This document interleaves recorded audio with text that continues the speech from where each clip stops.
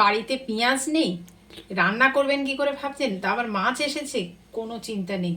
পেঁয়াজ ছাড়াও যে মাছটাকে খুব সুন্দর করে রান্না করা যায়, আমি আজকে সেটাই আপনাদেরকে দেখাচ্ছি। একটা কড়াই চাপিয়েছি, কড়াইয়ের মধ্যে আমি বেশ খানিকটা সর্ষের তেল দিয়ে দিলাম মাছগুলো ভাজার জন্য। এবার তেলটা গরম হবে। একটা বাটিতে আমি 1 চামচ জিরে, 1 চামচ ধনে, 1 চামচ মৌরি, 6-8টা রসুনের কুচি আর অল্প কিছু আদা, 3টে শুকনো লঙ্কা ভিজিয়ে রেখেছি। একটু ভিজুক, এরপরে আমি এটাকে যদি পেস্ট করি খুব সুন্দর কিন্তু পেস্টটা আমার হবে। যে মিশ্রণগুলো দিয়েছিলাম, জিরে, ধনে, আদা, রসুন, শুকনো লঙ্কা, সব কিছুর একটা খুব স্মুথি একটা পেস্ট কিন্তু আমি বানিয়ে নিয়েছি।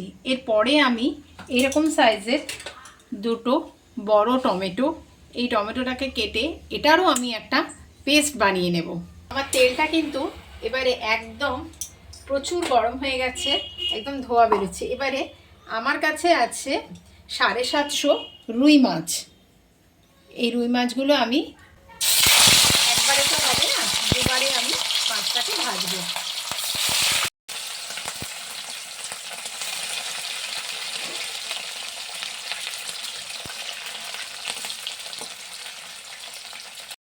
আমার এক ধাপে মাছ ভাজা কিন্তু হয়ে গেল, একদম লাল লাল ভাজা হয়ে গেছে। হলুদ সর্ষে আর কালো সর্ষে মিলিয়ে 50 গ্রাম সর্ষেকে ছাঁকনিতে করে প্রথমে একটু ধুয়ে নেব, ধুয়ে নিয়ে সেটাকে আবার পেস্ট করব। আমার মাছ ভাজা পুরো কমপ্লিট। এবারে আমি মূল রান্নায় চলে আসব। মাছ ভাজার তেল অনেকটা বেঁচেছে, আর আমার নতুন করে তেল দেওয়ার দরকার নেই। এবারে আমি এই গরম তেলের মধ্যেই একটু হলুদ, 1 চামচ কাশ্মীরি মির্চি দিয়ে দিলাম। এতে করে দুটো লাভ হবে। এক হচ্ছে কালারটা রান্নার কিন্তু খুব সুন্দর হবে, আর দ্বিতীয় লাভ যেটা হবে সেটা হচ্ছে যে কোনো মশলা বা কিছু সেগুলো কিন্তু গায়ে ছিটে আসবে না। এর মধ্যে আমি আমার যে মিশ্রণটা পেস্টটা করা ছিল, সব কিছু পেস্টটা আমি দিয়ে দিলাম। এর মধ্যে আমার ছিল জিরে, ছিল ধনে, ছিল মৌরি, ছিল শুকনো লঙ্কা, ছিল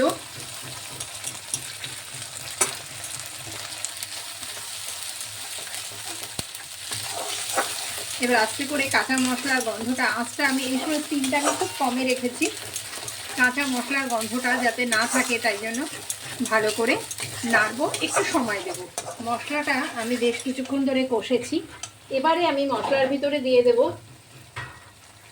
আমি যে টমেটোর যে পেস্টটা করেছিলাম সেই টমেটোটা দিয়ে আবারও বেশ কিছুক্ষণ ধরে কষবো, যাতে কাঁচা টমেটোর গন্ধটা আমার চলে যায়। এবারে আমি এর ভেতরে একটু নুন দিলাম। নুনটা নিজেকে বুঝেই দিতে হয়, কারণ প্রথমে বোঝা যায় না যে কতটা নুন দেব। রান্নাটা হওয়ার আগে আরেকবার নিজে একটুখানি টেস্ট করে দেখে নুনটা দিতে হবে। এই পদ্ধতিতে আপনি যদি পেঁয়াজ ছাড়া মাছের কালিয়া করেন, ভাত দিয়ে হোক, রুটি দিয়ে, পরোটা দিয়ে, নান দিয়ে, সব কিছু দিয়ে খেতে পারবেন। আর একটা জিনিস জানেন কি, আজকে কিন্তু মাছের কালিয়াটাতে আমি আলুও দেব না। এরকম আমাদের কিন্তু হামেশাই হয়ে থাকে। সংসারের এত কাজে আমরা ব্যস্ত থাকি, চারিদিকে সামলে দেখা গেল হয়তো আলু বা পেঁয়াজ কিছু যে আমার ঝুড়িতে যে নেই, এটা হয়তো বেমালুম ভুলেই গেলাম। যখন মনে পড়লো তখন দেখা গেল বাজার কিংবা পাশের দোকান বন্ধ হয়ে গেছে। তাহলে কি করে রান্না করব? এভাবেও কিন্তু রান্না করা যাবে। এবারে বেশ অনেকক্ষণ ধরে আমি নাড়ালাম।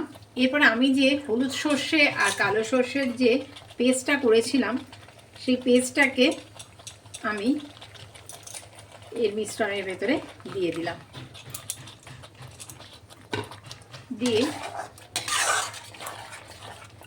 পুরোটা ভালো করে খুন্তি দিয়ে নাড়িয়ে আবার একটুখানি সময় দেব, দিয়ে তারপরে আমি জল দেবো এর ভেতরে।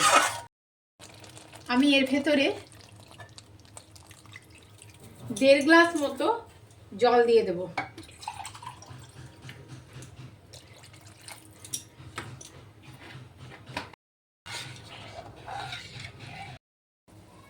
এবার আমি এর ভেতরে মাছগুলো দিয়ে দেব।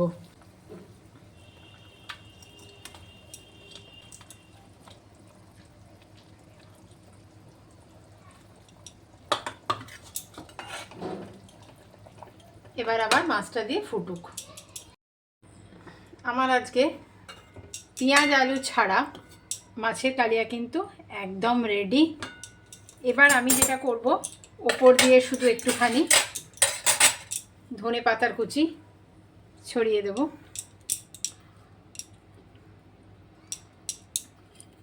ব্যাস, একদম রেডি আমার আজকের মাছ রেসিপি।